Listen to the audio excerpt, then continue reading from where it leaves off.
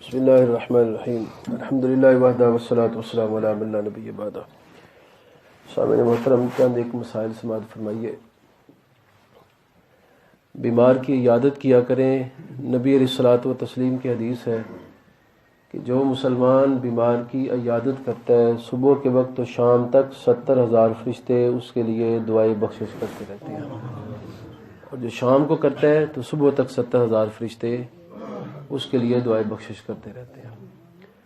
بیمار کی عیادت جہاں پر بھی بیمار ہو، گلی میں، محلے میں، ضروری نہیں کہ اس کے گھر جا کے عیادت کرنی ہے، اور وہ جو ریاکاری والا معاملہ ہے وہ بھی کرنا ہے۔ سیدہ عائشہ صدیقہ سے مروی ہے کہ جب رمضان المبارک میں اعتکاف پر بیٹھی ہوتی تو کسی ضرورت کے تحت اعتکاف سے نکلنا پڑتا تو راستوں میں گزرتی ہوئی جو بھی بیمار ہوتی ان کی عیادت کرتی چلی جاتی تھی، تو گزرتے ہوئے بھی عیادت کی جا سکتی ہے۔ دوسری بات، مردہ جب وصال کر رہا ہو اور ہم میں سے کوئی وہاں پر موجود ہو تو یہ مسئلہ پلے باندھ لیجئے کہ اس وقت اس کو تلقین کرنی ہے کہ وہ لا الہ الا اللہ پڑھے، کیونکہ نبی علیہ السلام کا ارشاد ہے لقنوا امواتکم لا الہ الا اللہ، اپنے مردوں کو لا الہ الا اللہ پڑھنے کی تلقین کرو۔ اور حدیث ہے کہ جس کا آخری کلام لا الہ الا اللہ ہوگا اللہ اس کی بخشش کر دے گا، اس کی ساری خطائیں معاف فرما دے گا۔ اس لیے مردے کے لیے اس وقت سب سے بہترین آپ کی طرف سے جو تحفہ ہو سکتا ہے وہ اس کو لا الہ الا اللہ کی تلقین ہے۔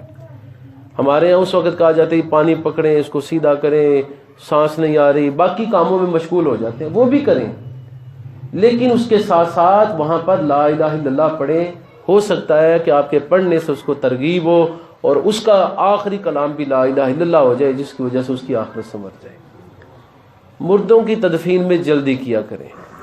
نبی علیہ السلام نے اپنے داماد سیدنا علی المرتضیٰ خلیفہ چہارم کو حکم دیا تھا چند کاموں میں جلدی کرنے کا۔ ان میں سے ایک کام یہ تھا کہ اگر کوئی وصال کر جائے تو اس کے جنازے میں اور تدفین میں جلدی کی جائے، دیر نہ کی جائے۔ اس لیے دن کے وقت وصال کر گئے تو دن کو دفن کر دیں، رات کو وصال کر گئے تو رات کو دفن کر دیں۔ جلدی وصال تدفین میں کی جائے، دیر نہ لگائی جائے۔ یہ نہ ہو کہ آج وصال کر گیا اور اگلی رات گھر میں رکھا اور اس سے اگلے دن اس کی جب وہ تجہیز و تکفین ہو رہی ہے۔ جتنے بھی قریبی رشتہ دار ہیں وہ تجہیز و تکفین میں شامل ہو جائیں گے، جو بعد والے ہیں وہ تعزیت میں شامل ہو جائیں گے۔ تعزیت 3 دن ہے، 3 دن سے زیادہ نہیں ہے، نبی علیہ السلام نے اس سے منع کیا ہے۔ تدفین کے وقت خیال رکھیں کہ جس طرف جا رہے ہیں اس طرف مردے کا سر ہو، چاہے وہ مشرق کی طرف ہو، چاہے مغرب کی طرف ہو، قبلے کی طرف ٹانگیں ہو رہی ہوں یا جس طرف بھی ہو رہی۔ ہمیں حکم یہ ہے کہ ہم جس طرف جا رہے ہیں مردے کا سر اسی طرف ہونا چاہیے۔ جنازے کے بعد یہ جو کہا جاتا ہے کہ مردے کو اب کندھوں پر نہیں اٹھانا، اس مسئلے کی کوئی حقیقت نہیں ہے، بعد میں بھی کندھوں پر اٹھایا جا سکتا ہے، اس میں کوئی حرج نہیں ہے۔ جنازے کے رکھنے سے پہلے بیٹھنا نبی علیہ السلام نے اس سے منع کیا ہے، اس لیے جنازہ جب تک نہ رکھا جائے، چاہے قبرستان میں چاہے جناز گاہ میں، اس سے پہلے نہیں بیٹھنا چاہیے۔ میت کو دفن کرتے وقت خیال رکھنا چاہیے کہ اس کی تدفین کرتے وقت جو بندہ اس کو قبر میں اتارے اسے یہ دعا آتی ہے بسم اللہ وعلی ملت رسول اللہ، یہ دعا اسے آنی چاہیے۔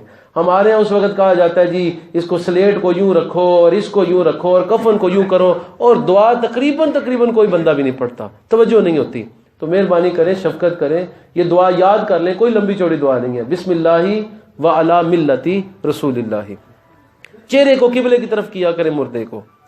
پھر اس کے بعد یہ اس بات کا بھی خیال رکھیں کہ مردے نے جو کچھ لینا تھا کفن وہ لے چکا ہے، اب اس کو دوہرا چورا کفن پہنانے کی ضرورت نہیں ہے، اس کی طرف سے وہ صدقہ خیرات کیا جائے۔ نیچے چٹائیاں بچھانا اور روئی بچھانا نبی علیہ السلام سے قطعاً یہ عمل ثابت نہیں ہے۔ سنت یہ ہے کہ مردے کا کفن قبر کی مٹی کے ساتھ مس ہو، درمیان میں کوئی چیز نہ ہو۔ نبی علیہ السلام کے ایک صحابی تھے حمران، نبی علیہ السلام کے غلام بھی تھے، حضرت بلال کی طرح نبی علیہ السلام کے عاشق بھی تھے۔ سرخ چادر تھی نبی علیہ السلام کی بڑی خوبصورت، آپ علیہ السلام کبھی کبھی زیب تن کیا کرتے تھے۔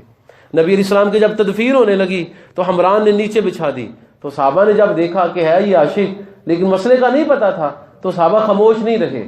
حضرت عبداللہ ابن عمر اور باقی صحابہ نے کہا کہ وہ چادر نکلوا لی کہ نبی علیہ السلام کی تدفین اگر آپ کے حکم کے مطابق نہیں ہوگی تو ہم صحابہ کیا جواب دیں گے، اس لیے نبی علیہ السلام کے حکم کے مطابق آپ کی تدفین کی گئی، وہ چادر نکال لی گئی۔ تو چادر یا کوئی چٹائی نیچے نہیں ہونی چاہیے۔ نبی علیہ السلام کے صحابہ اس مسئلے کو اسی طرح سمجھا کرتے تھے، اور خود نبی علیہ السلام کی تدفین مبارک بھی ایسے ہوئی ہے۔ ہمارے ہاں جو امامے کے ساتھ تدفین کرتے ہیں، اس سے بھی خدا را بچیں۔ نبی علیہ السلام کی خود اپنی تدفین میں امامہ شامل نہیں تھا۔ بخاری کی حدیث میں ہے کہ نبی علیہ السلام کو تدفین کی گئی، آپ کو ایک کپڑا بطور تہبند پہنایا گیا، ایک کپڑا بطور قمیض پہنایا گیا، اور ایک کپڑا پورے جسم کو ڈھانپنے کے لیے۔ نہ اس میں امامہ شامل تھا، نہ سلے ہوئے کپڑے شامل تھے۔ تو اس سے بھی پرہیز کیا کریں۔ تدفین کے وقت اوپر اگر بتیاں لگانا، موم بتیاں لگانا، ان سے بچیں۔ یہ چیزیں منع ہیں، ناجائز ہیں، کیونکہ آگ قبرستان میں اور خصوصاً قبر پر جلانے سے نبی علیہ السلام نے منع کیا ہے۔ یہ رقم جو آپ 400، 500، 1000 خرچ کرتے ہیں ان چیزوں پر، یہ مردے کی طرف سے صدقہ خیرات کیا کریں۔ غرباء اور مساکین کو اس کا کھانا کھلایا کریں، لباس پہنایا کریں۔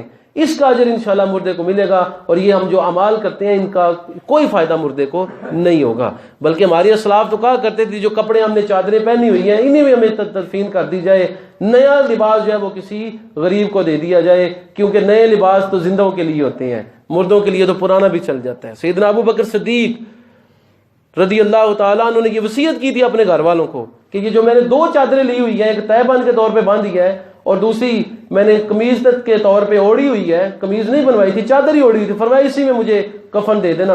سیدہ عائشہ نے عرض کیا کہ ابا جان مال کی کوئی کمی تو نہیں ہے گھر میں، اتنا گزر بسر تو ہم کر لیں گے کہ آپ کے کفن کا انتظام کر لیں گے۔ فرمایا نیا کفن کسی غریب کو دے دینا، فقیر کو دے دینا، اس کی گزر اوقات ہو، کیونکہ نیا لباس تو بہرحال زندوں کے لیے ہوا کرتا ہے۔ تو یہ ہمارے اسلاف نے ہمیں سبق دیا ہے، اور ہم اس معاملے میں بہت زیادہ فضول خرچی کرتے ہیں اور اس کا فائدہ بھی نہیں ہوتا۔ اور فائدہ تو تب ہو جب مردے کو اس کا کوئی فائدہ ہو یا زندہوں کو کوئی اس کا فائدہ ہو، تو اس بات کا خیال رکھا کرے۔ اللہ مجھے اور آپ کو عمل کی توفیق مرمت فرمائے، ہمارا خاتمہ بالخیر فرمائے۔ مسائل جو سنے رب تعالیٰ شرع صدر کے ساتھ قبول کرنے اور عمل کی توفیق مرمت فرمائے۔ مرحوم مغفور متوفی حاجی صاحب کی بخشش و مغفرت فرمائے۔ واخر دعوانا